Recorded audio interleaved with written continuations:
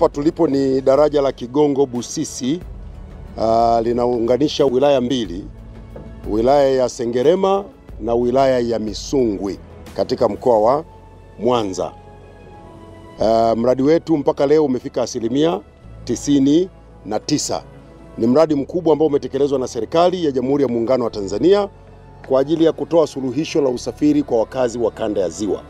Huu ni moja kati ya miradi ambayo inategemewa kuchechemua uchumi wa Tanzania kupitia ukanda wa kanda ya Ziwa.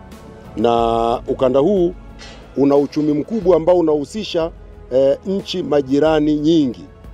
Kupitia daraja hili kuna namna ambavyo tunakwenda kuchechemua uchumi kwa kushirikisha nchi majirani ama kwa kushirikiana na nchi majirani.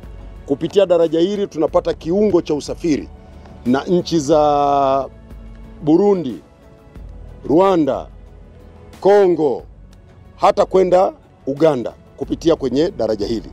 Lakini limekuja kama utatuzi muhimu wa usafiri kwa wakazi wa kanda ya Ziwa ambao walikuwa wanavuka eneo hili kwa kutumia vivuko.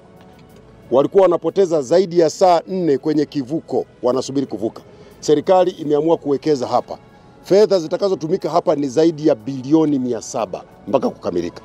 Na sasa hivi kazi zilizobaki ni ndogo ndogo za kuchora hizi alama za barabara, lakini pia kuweka maeneo ya kutenganisha kati ya watembea miguu na magari, lakini pia kule kwenye barabara ambazo zinaingia kwenye daraja na kwenyewe kuweka zile pavement, yale maeneo ya pembeni.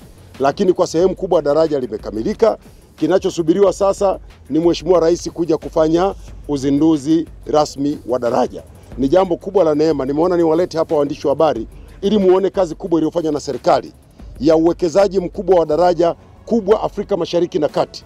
Daraja kubwa namba 6 barani Afrika. Ni moja kati ya madaraja ambayo nchi nyingi za Afrika zitakuja kujifunza.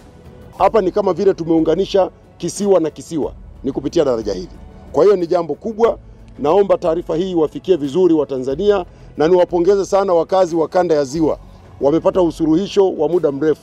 Tuliowahi kusafiri hapa kabla ya daraja tunajua adha yake. Adha ya kusubiri vivuko pale. Na wakati mwingine magugu maji yanaweza yakazuia hapa kuvuka. Inakulazimu usubiri. Na daraja letu ni daraja ambalo litakuwa na uhai mrefu wa miaka 100. Uhai wa hili daraja ni miaka 100. Na likiendelea kuboreshwa maana yake tunaweza tukapata uhai wa zaidi hapo. Miaka 100 mimi na nyinyi wote hatutakuwepo. Ni moja kati ya miradi mikubwa ya ukanda huu wa Ziwa na uwezo wake wa kupitisha mzigo hapa ni tani 160. Lakini taarifa za kina zaidi za kitaalamu kuhusiana na daraja hizi zitaletwa baadaye, lakini tunafurahi kwamba mradi hatimaye umefika mwisho. Nampongeza sana na kumshukuru sana Mheshimiwa Rais. Serikali ya awamu ya 6 wakati inaingia madarakani, ujenzi wa daraja hili ulikuwa 25%. Awamu ya 6 chini ya Mheshimiwa Rais Dr. Samia Suluhu Hassan imekamilisha mradi huu kwa asilimia, sasa tunakaribia 100. Tuko asilimia 99.